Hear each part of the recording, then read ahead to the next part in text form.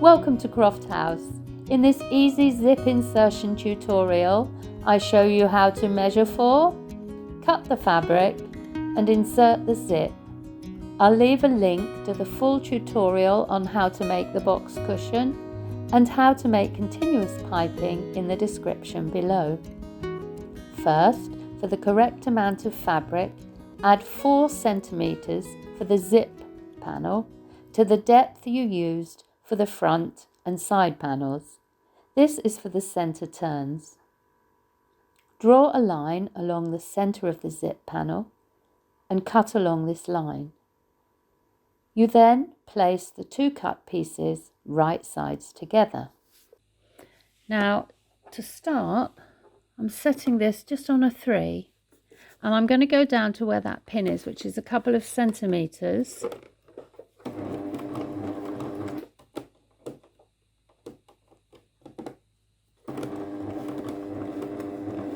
Reverse a little and then come back to the start.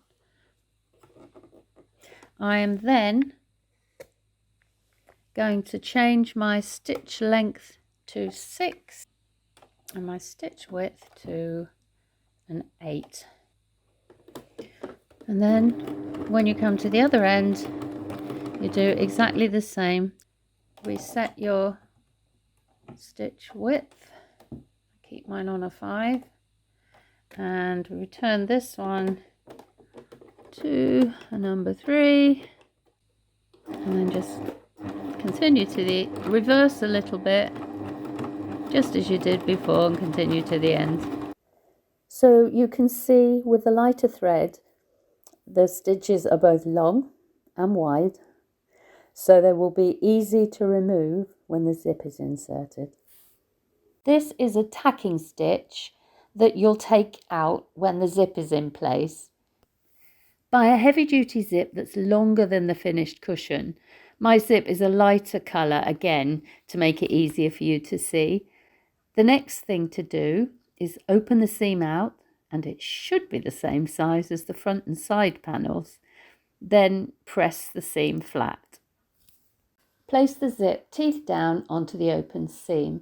The zip needs to be at least as long as the fabric panel, because when you sew it to the side panel, you can catch the end of the zip between the two for a more secure end to butt up against.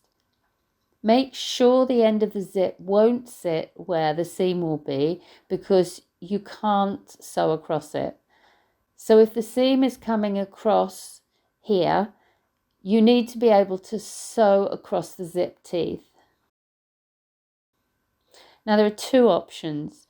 You can run your teeth parallel to the seam, or you can offset them so they're less visible at the back. In the second option, you will need to add a wider seam allowance to make sure you catch it under the zip when you machine it. To keep it simple, I'm just running the zip teeth along the seam this time.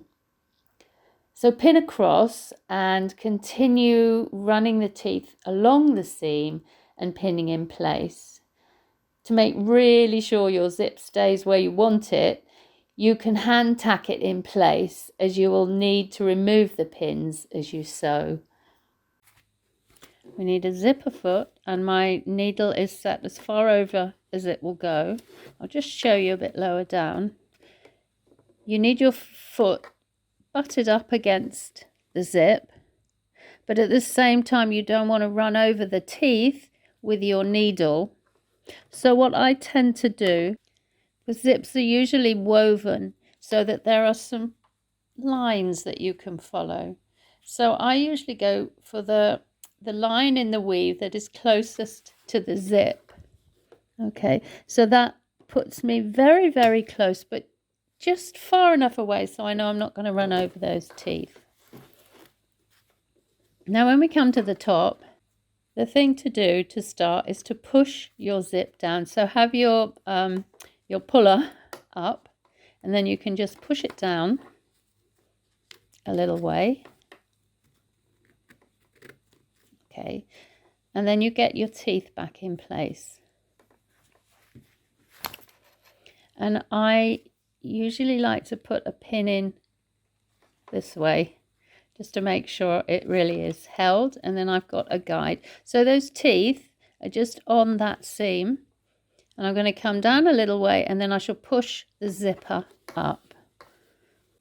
So I'm setting this at a 3. Just pull my pin as I go along. Okay, and now we're starting to wiggle a bit. So now is the time to pull the zip up. So if you put your needle down, lift your foot, and you can pull your zip back up. And then we can just continue along my line. I've now sewn right to the end, and all I do is turn it around and do exactly the same on the other side.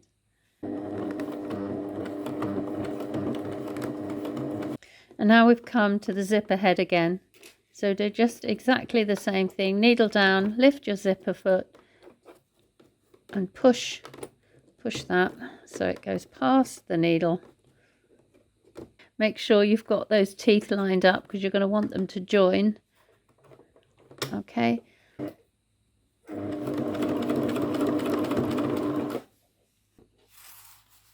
So once your zip is in place, all you have to do, and you should be able to see quite easily those big tacking stitches in there. Once you've got one, you can just pull. So you just unpick until you get to the point where your tighter stitches are holding everything in place. And I've just run across the bottom of the zipping there. Finally, when your side panels are in place, butt them together on the corner and sew them together. Trim the ends, and then your zip is anchored firmly in place.